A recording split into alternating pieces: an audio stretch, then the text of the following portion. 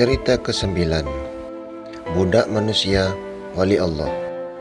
Abdullah bin Mubarak bercerita, aku pernah menetap di Mekah yang pada saat itu sedang dilanda kemarau panjang. Orang-orang berbondong-bondong menuju padang Arafah untuk melaksanakan solat istisqa atau solat minta hujan. Akan tetapi, selama 7 hari kemudian, keadaan malah semakin parah. Setetes air pun enggan turun ke bumi. Kemudian setelah sholat Jumat, mereka kembali keluar ke Arafah untuk tujuan yang sama. Dan aku lihat di tengah-tengah mereka ada seorang laki-laki hitam dalam kondisi tubuh yang sangat lemah.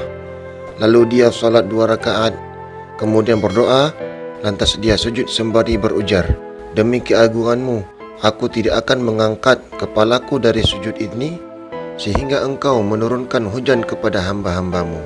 Tiba-tiba aku lihat satu gumpal awan hitam muncul, kemudian berkumpul beberapa gumpalan lainnya, sehingga menjadi satu, membentuk mendung yang sangat tebal. Air hujan pun turun bagaikan mulut sumur-sumur yang penuh berisi air, lantas diangkat ke langit dan kemudian dituangkan ke bumi. Maka dia memuji Allah kemudian berlalu. Ibnu Mubarak melanjutkan ceritanya. Dengan penuh penasaran, aku mengikutinya dan sehingga aku lihat dia memasuki tempat penjualan budak-budak. Lalu aku berpaling meninggalkan tempat tersebut.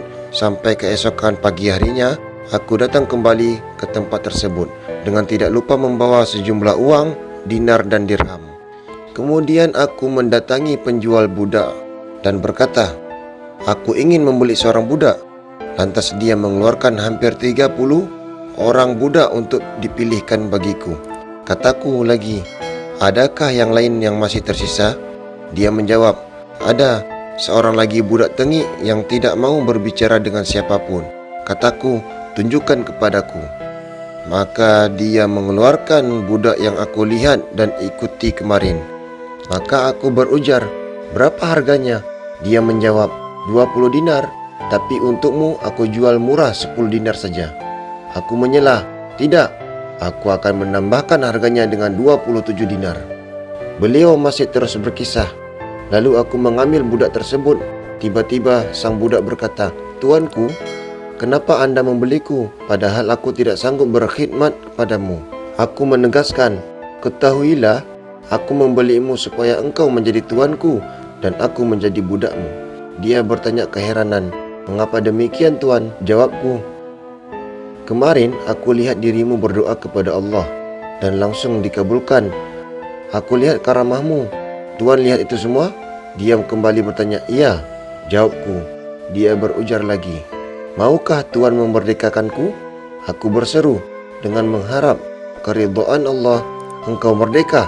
Tiba-tiba terdengar suara dari langit tanpa terlihat sosoknya berkata, hai Ibnu Mubarak, berbahagialah karena Allah telah mengampuni semua dosa-dosamu. Kemudian beliau berwudu dengan sempurna dan salat 2 rakaat. Kemudian berseru, segala puji bagi Allah, ini hanya pemerdekaan Tuhan kecil, yaitu manusia. Bagaimana lagi pemerdekaan Tuhan yang besar, Allah Ta'ala? Sang budak pun berwudu juga dan salat 2 rakaat. Kemudian mengangkatkan kedua tangannya ke langit, bermunajah, Tuhanku, engkau tahu hamba telah menyembahmu selama 30 tahun dan ada janji antaraku dan engkau bahawa engkau tidak membuka rahsiaku. Jika engkau membukanya maka ambillah ruku menghadapmu. Sekejap kemudian maka tersungkurlah sang budak yang merupakan wali Allah dan dia pun meninggal dunia. Ibnu Mubarak berkata, maka aku mengkafaninya dengan kain kafan yang murah. Lalu aku salatkan dan kuburkan. Malam harinya aku tidur dan bermimpi melihat seorang laki-laki yang indah, baik rupa maupun pakaiannya. Di sampingnya berdiri seorang laki-laki tinggi besar dengan penampilan yang sama. Keduanya saling menyilangkan tangan di atas bahu yang di sampingnya. Dia berkata padaku, hai Ibnu Mubarak, tidakkah engkau malu pada Allah? Lantas orang tersebut berjalan. Aku bertanya, siapakah tuan? Laki-laki tersebut menjawab, aku adalah Muhammad Rasulullah dan ini di sebelahku adalah ayahku atau kakekku Ibrahim.